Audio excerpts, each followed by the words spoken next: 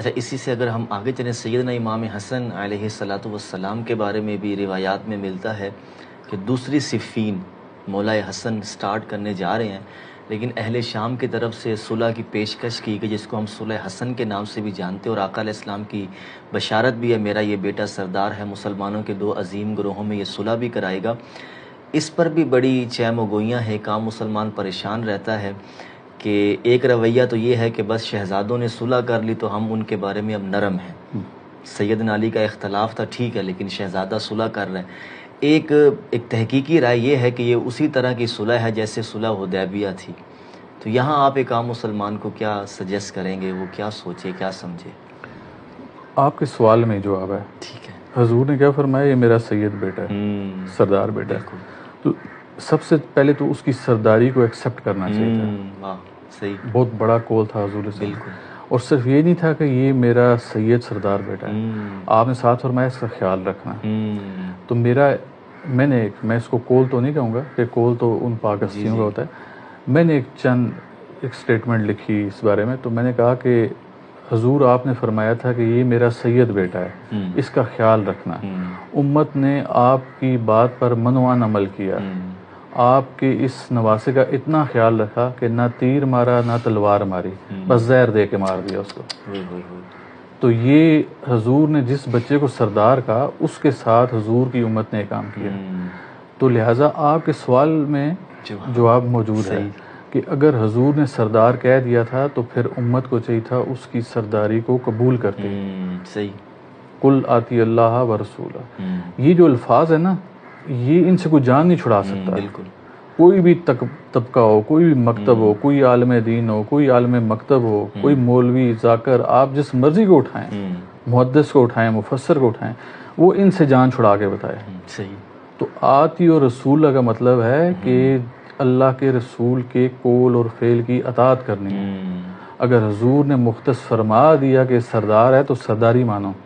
دو گروہ، بہت اچھی بات ہے، دو گروہ تھے، وہ دونوں گروہ ایک کام کرتے، دو گروہ بن جاتے اور آگے دونوں کہتے کہ سردار آپ ہیں۔ صحیح، اللہ کے رسول نے سردار آپ کو مختص کیا ہے، لہٰذا سرداری آپ کی ہے، لیکن ایسا نہیں ہوا۔ جہاں تک صلح حسن والی بات ہے، ہم اس سے بہت سنتے رہتے ہیں، لیکن اس کو یہ بھی دیکھنا ہوگا کیا جن لائنز کے اوپر صلح ہوئی، صلح یا کوئی جو پیکٹ لکھا جاتا ہے، اس کی بنیاد اس میں دیے گئے پوائنٹس کے اوپر ہوتی ہے۔ ایسے ہی ہوتا ہے۔ جی جی، آپ ایک عام زندگی کی مثال دوں گا، چونکہ اہل عقل والوں کے لیے نشانی ہے، عقل والے اس کو دیکھ دیں گے کہ آپ اگر کسی محفل کی اجازت نامہ ڈی سی سے لیتے ہیں نا، جسے NOC، نو آبجیکشن سرٹیفکیٹ بولا جاتا ہے، تو اس نو آبجیکشن سرٹیفکیٹ میں کلازز ہوتے ہیں مختلف، اس میں کسی ایک کلاز کی آپ نفی کر دینا یا اس کے اوپر عمل پیرا نہ ہو تو آپ کی NOC کینسل ہوگی۔ ایسے ہی ہے۔ تو کیا صلح حسن والے معاملے میں ان کلازز کو پورے طریقے سے دیکھا گیا؟ نہیں دیکھا۔ تو جب نہیں دیکھا گیا تو ختم ہو گیا۔ صلح حسن کو فالو کرنے کا قطعاً یہ مقصد نہیں ہے کہ پھر بعد میں امام حسن کو زہر دے دیا جائے۔ ایک جگہ بیان کیا جاتا ہے کہ اگر دریائے فرات کے کنارے کوئی جانور پیاسا مر جائے تو اس کا ذمہ دار حکمران ہے۔ تو امام حسن پھر کس کے دور میں شہید ہوئے؟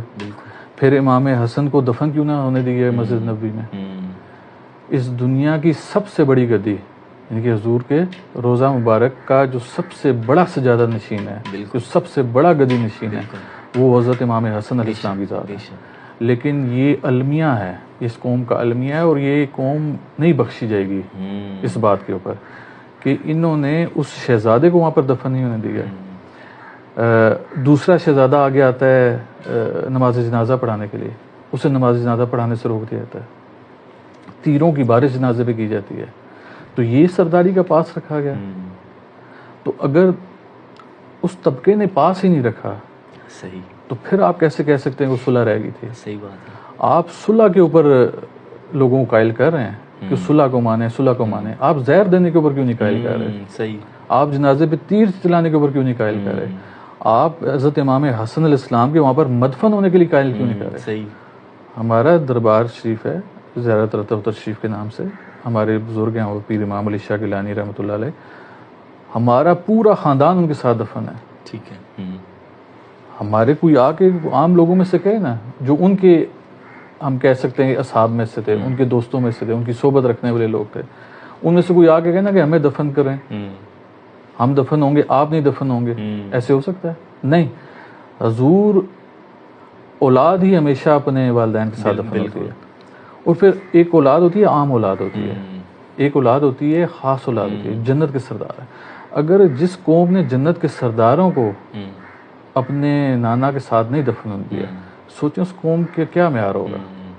تو لہٰذا صلح حسن کو خالی نہ دیکھو، ان کا نہ دفن ہونا بھی دیکھو، اس بارے میں بھی تحقیق کرو صحیح کہ کیوں نہیں. اور جو لوگ اس میں ملوث ہیں، اس میں شامل ہیں، پھر ان کے خلاف سخت موقف رکھو.